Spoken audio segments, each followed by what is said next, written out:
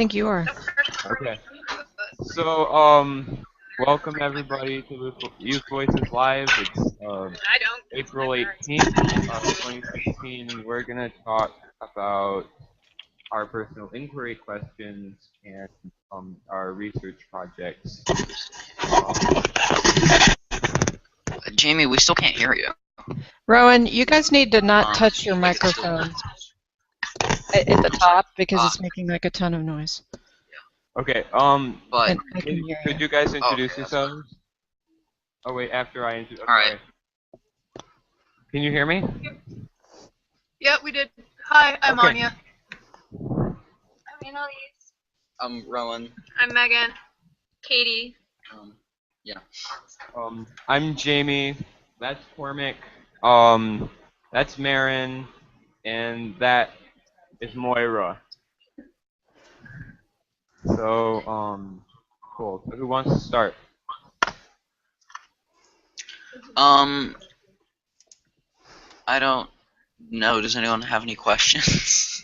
Well, tell us what the topic is today.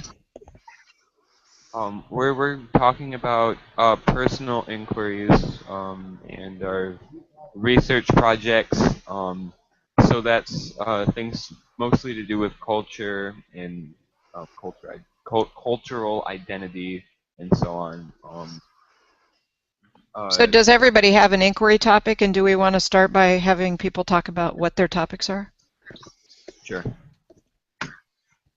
All right. Rowan, do you want to start out talking about yours?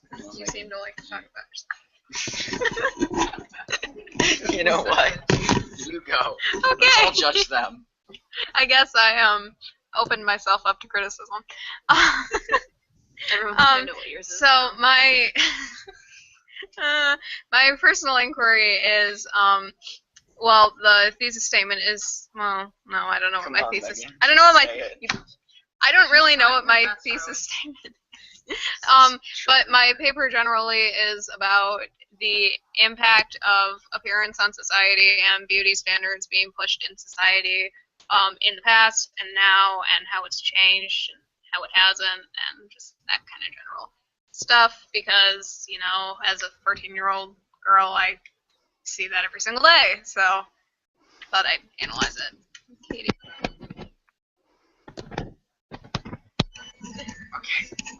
Okay, my personal inquiry is basically on how celebrity culture impacts our culture as a whole, and yeah, and it's kind of like Megan's combined with celebrity culture because that also contributes to my topic a lot. So that's mine.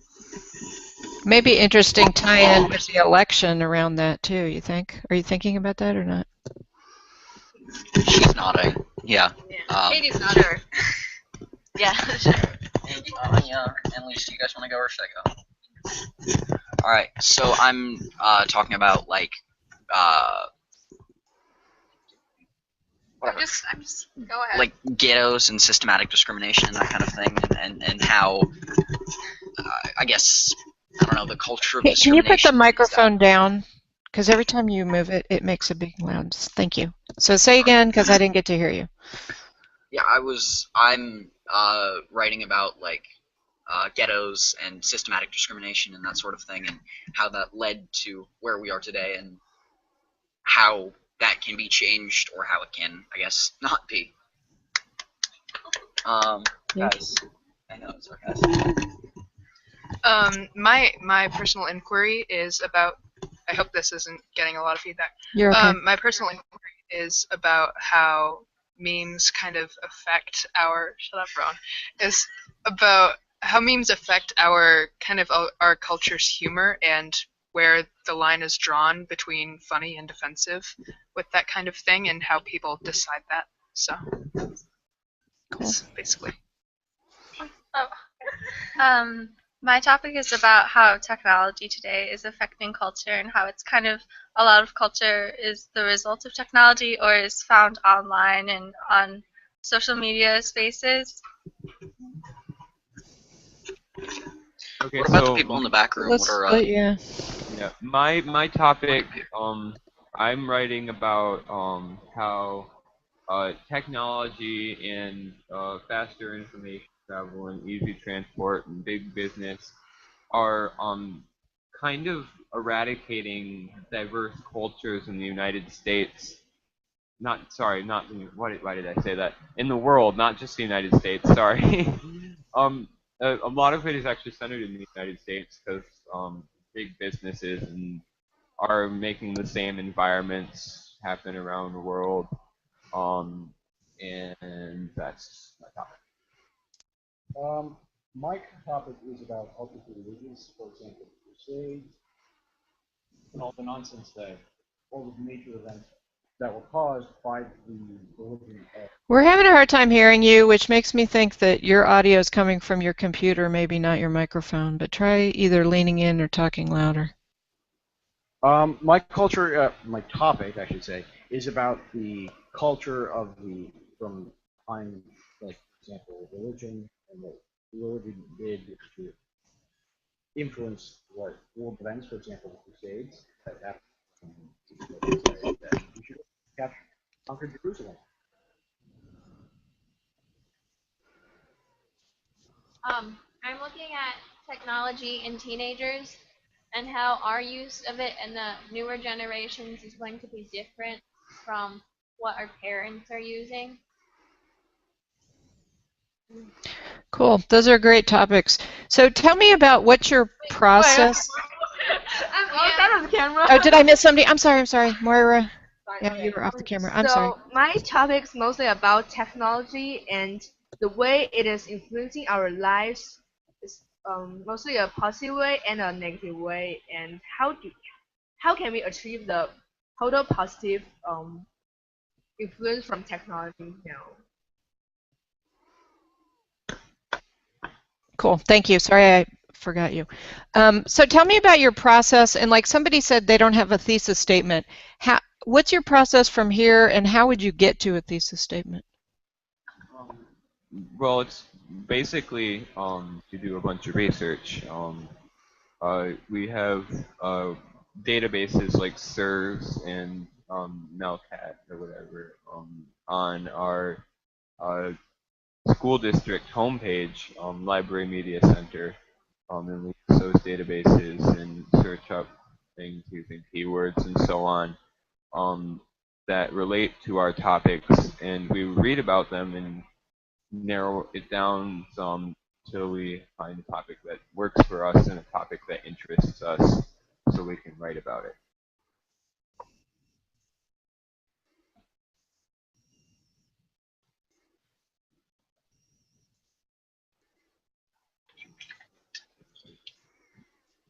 Megan, you wanted to talk about your thesis statement yeah. as well.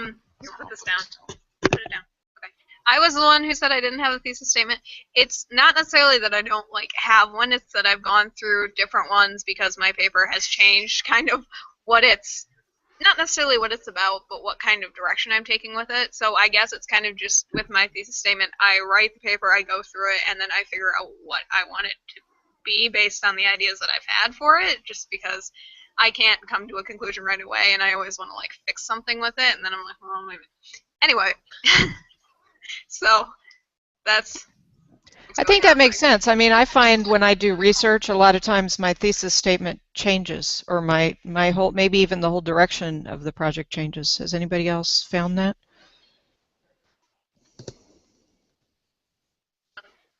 Yeah, I could see that. I think that especially if you're researching something and you find something, say, that you didn't know, or you gain some new insight based on one piece of information or an experience or that kind of thing, I think that it can cause you to change your thesis statement because you might swap out your opinions with what you feel is a better opinion.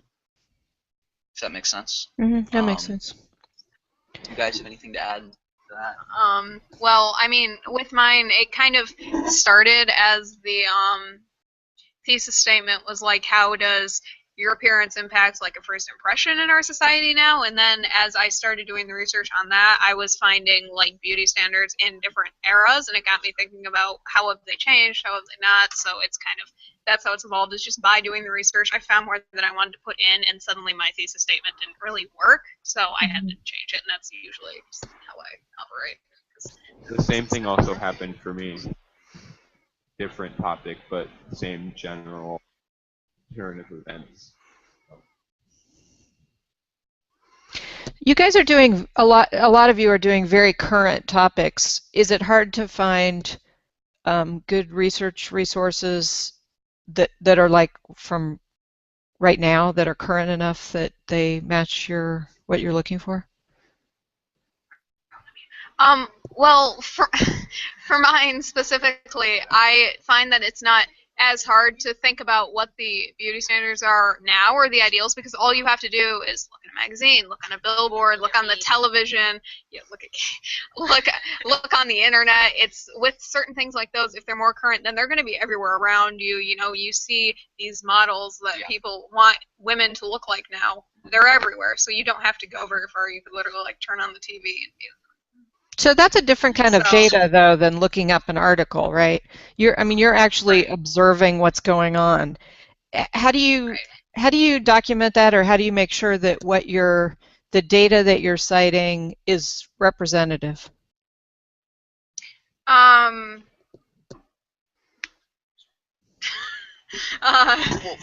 know, like how do university researchers do that? I think they just have to use a variety of sources. I mean, obviously my thing is a bit different from Megan's. I don't see Ghetto every time I turn on the TV. I would really hope not. Go outside, fortunately. But it's the kind of thing that is always kind of present, and like, I don't know if that makes sense. Always, how do I words? Always like there in a way in the cultural psyche, and people are always thinking about it and writing about it and considering it in a lot of different ways. But it's different to look up an article about something and know that people have used research standards versus actually doing the first-hand research yourself, right? And I think what Megan is saying is, like, by going out and just looking at billboards and ads and observing things, that's like gathering the research yourself versus reading somebody else's articles. What are the pros and cons of those two different approaches? The quality of the sources, it's really hard to tell sometimes how much you can trust a certain website or a certain person, especially on the web, because anybody can put anything on the web. Anybody can act like anybody on the web. You can say that you're a professional researcher and you could be a 10-year-old kid. It's not that hard, so I was doing research on mine of cultural non-diverse. How can I say this? The opposite of cultural diversification. Like commodification, maybe. I don't know. But anyway, I was reading an article and the whole thing seemed pretty legit until I came across a sentence that said that we didn't have to relearn. Humans, Homo sapiens, didn't have to relearn what our parents had already learned. We were just born with that knowledge. And I actually put that in my rough draft because I didn't really know any better. And people came up, and all 3 or 4 people who reviewed my rough draft told me that that probably wasn't the best thing, and I did a little bit more research, and it turns out that that source was not somewhere I should have been taking information. So it's just a thing of like, you need to make sure and probably have people who are knowledgeable read read your paper before you publish it to the public, so that you can make sure you don't have any glaring mistakes in there that'll make you look really bad. Right, so that's great. That's something that real university researchers do, is have peer review. And that's another way you can check your sources, is to see if they've been peer reviewed, because not all things are. But that's a really good way to have just other people look at it and say, that doesn't sound right, or I've seen something different. What other resources are you using other than sort of articles or databases online? Like, are any of you doing interviews or gathering other data yourself? Yeah, if you want to go. No, Megan, you go first. I can go. Sorry. As far as like, I know the other day, because I'm doing beauty standards of like the past, I'm looking at ones from the 60s and the 90s. So I kind of was like asking my dad, like, what do you remember seeing when you would like look at models from the 60s? So I guess that wouldn't be interview, but it'd still be talking to somebody who had firsthand experience about it and using their information for what I was doing. That makes me think about just looking at magazine covers from different eras. Because one thing about that is might be less subjective. It's kind of like that one BuzzFeed article I saw, or was that a BuzzFeed article? Have you? I think it was like on Tumblr or something where it was. No, it wasn't a BuzzFeed thing. It was like shocking photos of models without makeup. It's like, it's not really. That's really not. They're not. They don't. It wasn't like, BuzzFeed. It was like, yeah. It's just not. Normal It was people Tumblr, don't, not like, BuzzFeed. It's normal everyday going out. Anya, we can't hear you. Blood. Okay. No, but it's like when they say that they don't have any makeup on, then they mean basically that their eyebrows are still filled in and they've got like natural eyeshadow and some eyeshadow. That's not what I meant. Eyeliner and some mascara and like blush and stuff. And it's not no makeup. If it was no makeup, then everybody would be like, "Oh God, it's horrible." And, Well, they're still like that now. they're still like that. They do that no matter what they look like. Why are you showing us your eye? So what other research or resources are you using or thinking about using? Can I go, or does someone else have anything? Go for it. Back room, do you guys have something? I actually, we went to the library and we had the librarian recommend books to us. So I actually got a really interesting book called The Tipping Point, about.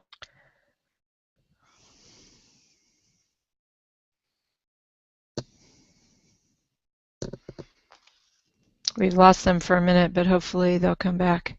The Tipping Point is a great book. It's a good resource for that topic.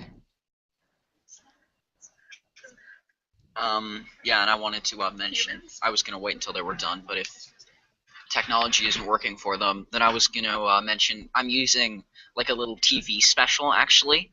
Let me finish, Elvis. Like, I found like one of those. It's getting really loud in here, so I'll just wrap up. I found like that they're one of those news things where it's like American heroes or something, and they wrote or they did a profile on a principal in an inner city school. And that was actually like really interesting, and it brought to light a lot of things, and it made it very current. So I Watch that wanted to add movie. to that. I don't know if anyone knows the movie, but with Hilary Swank in it. What's Swank. it called? Swank. Yeah, and it's about how schools, about like a school that I don't know had like integration from ghettos. Yeah. And how I can't remember. yeah. I've seen it. It's really good. You should watch it for research. Look up what movies Hilary Swank has been in, and you'll find it. Okay. So what Anyway, criteria would you use to evaluate TV shows or movies? Like, we kind of know on the internet to check out the person who wrote it and maybe see if it was peer reviewed or what source it came from. What about other media? What are the criteria? do you guys want to go? Or should I? Yeah, you should always like If I may fact check add something. everything and like use multiple sources and consult other sources that like are related to your previous source to make sure that they kind of add up together. Okay. Yeah, our bell isn't ringing today for some reason, but That's okay. Let's go to the other group for a closing comment. For closing comment about the whole topic we're talking about, Mhm. Sometimes we go to my family. We go to IMDb so we can find movies ever so we can watch it. We'll laugh at it. So anyway, for closing comment, You can actually do some. It's not interview. You can actually gather information from your real life, like the impacting of the technology or so. Just what I want to add.